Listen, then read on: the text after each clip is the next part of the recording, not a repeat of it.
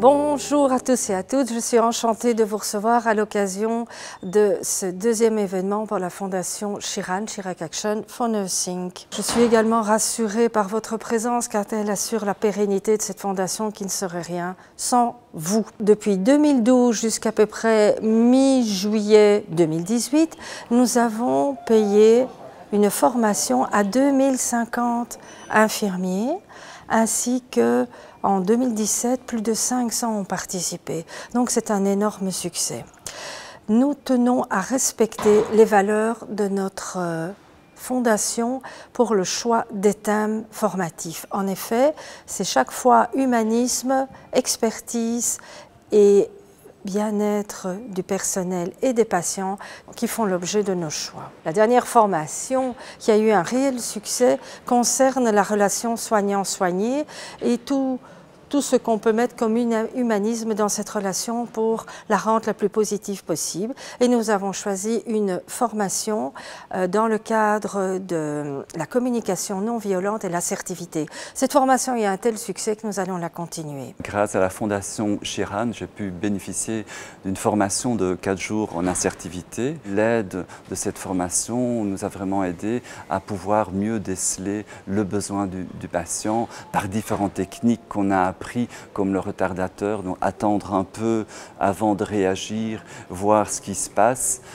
mais aussi la reformulation ou la CNV. CNV veut dire la communication non violente, qu'on a appris là, qu'on applique maintenant aussi dans notre service entre collègues et qu'après, une fois qu'on a bien, c'est un acquis pour nous, qu'on a appris à nos patients et donc enseigner cette communication non violente aussi envers eux. C'est un atout en plus communicationnel. Avant de conclure, je voulais donner un exemple concret où cette formation nous a été une aide. C'est un patient où on a promis la veille d'avoir une prise de sang à 8 h et il est déjà 10h30, presque 11 h et il s'énerve. Il s'énerve, premier est venu dans la chambre, une infirmière. Et donc là, l'art de l'infirmier est d'appliquer ces techniques et par exemple la technique du retardateur et de se dire mais voilà, quel est le besoin? Je reçois ici cette agression, je la ressens, qu'est-ce que je vais faire avec? Qu'est-ce que le patient veut me dire? Il a un besoin, un souci de reconnaissance et une demande probablement. Pour conclure, je voudrais vraiment remercier la Fondation Sheeran, la direction, Madame Cambier, qu'on puisse bénéficier vraiment de cette formation et j'espère vraiment que d'autres membres du personnel pourraient bénéficier de cette formation. Grâce à la Fondation Sheeran, j'ai pu bénéficier d'une formation organisée par le GIP. Cette fois-ci, le titre de la formation c'était « Y a-t-il un pédiatre dans la salle ?» Un titre un peu provocateur. Et en fait, c'était très intéressant. Donc, on a passé en revue les différents rôles du pédiatre tout au cours de la maternité et de la grossesse. Ce qui a été mis en évidence, c'est que le pédiatre est très peu présent durant la grossesse de la patiente. Par contre, on a donc beaucoup discuté de sa présence, notamment à l'accouchement. Et là, la sage-femme, donc, nous avons, nous, en tant que sage-femme, un rôle très important à jouer dans le lien qui se crée entre le pédiatre et le gynécologue. Le pédiatre est souvent appelé en salle de naissance pour une situation difficile. À ce moment-là, bon, le gynécologue est là, il connaît les parents, le pédiatre arrive un petit peu, j'ai envie de dire, comme un cheveu dans la soupe. Et c'est à la sage-femme à faire le lien entre le pédiatre et le gynécologue pour avoir toutes les informations. Donc on a vraiment mis en évidence ce lien qui est super important. Je suis revenue vraiment tellement enthousiaste de cette formation que j'ai voulu transmettre assez rapidement à mes collègues. Et donc, le mois qui a suivi, j'ai pu organiser une réunion de service au cours de laquelle j'ai pu vraiment leur en parler et leur montrer l'importance vraiment de toutes ces personnes qui gravitent autour de la naissance et vraiment l'importance de notre rôle en tant que sage-femme, en tant qu'infirmière, vraiment pour aider les patients, aider les parents dans leur future vie avec leur enfant. Et je remercie vraiment très fort du fond du cœur la Fondation Sheeran pour toutes ces formations, en espérant pouvoir encore bénéficier dans l'avenir, ainsi que mes collègues. Le 23 mai dernier, grâce à la Fondation Sheeran, j'ai eu l'opportunité de participer à une journée de formation pour les cadres de proximité. Cette journée de formation m'a particulièrement plu, notamment grâce à un sujet qui traitait sur la créativité.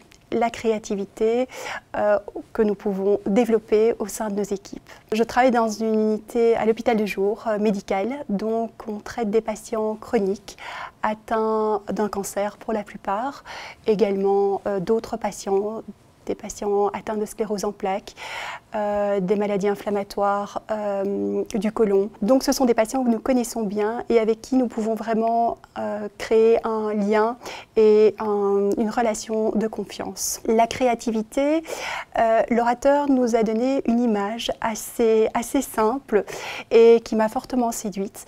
Il a imagé cette créativité sur 3 paliers. D'abord, des idées qui sont au niveau de la terre, des idées simples à réaliser, des projets simples à réaliser avec nos patients, atteignables avec le soutien ou non d'un membre de l'équipe.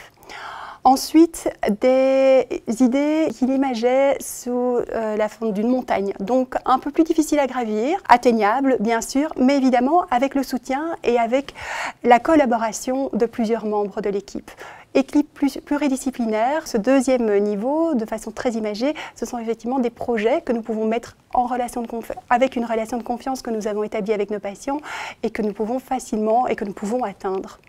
Le troisième niveau, qui était très joli, était plutôt au niveau supérieur, au niveau du ciel, au niveau des étoiles. Donc des projets qui au départ sont difficiles à atteindre, et il a cité une phrase qui nous a beaucoup interpellés, à savoir quel était le rêve que nous souhaitons atteindre pour nos patients ou pour nos équipes aussi, bien sûr. Et donc le rêve, ça se situe tout en haut. C'est quelque chose qu'au départ, un rêve inatteignable, bien sûr, mais que nous pouvons néanmoins toujours avoir comme objectif avec le soutien de toute une équipe pluridisciplinaire et que nous pouvons mettre en place avec nos patients, avec toujours cette relation de confiance privilégiée que nous avons avec nos patients. Cette métaphore nous aide vraiment au quotidien. C'est pour ça que je voudrais sincèrement remercier la Fondation Schiran de m'avoir permis de participer à cette formation qui est un atout pour toute l'équipe et pour nos patients.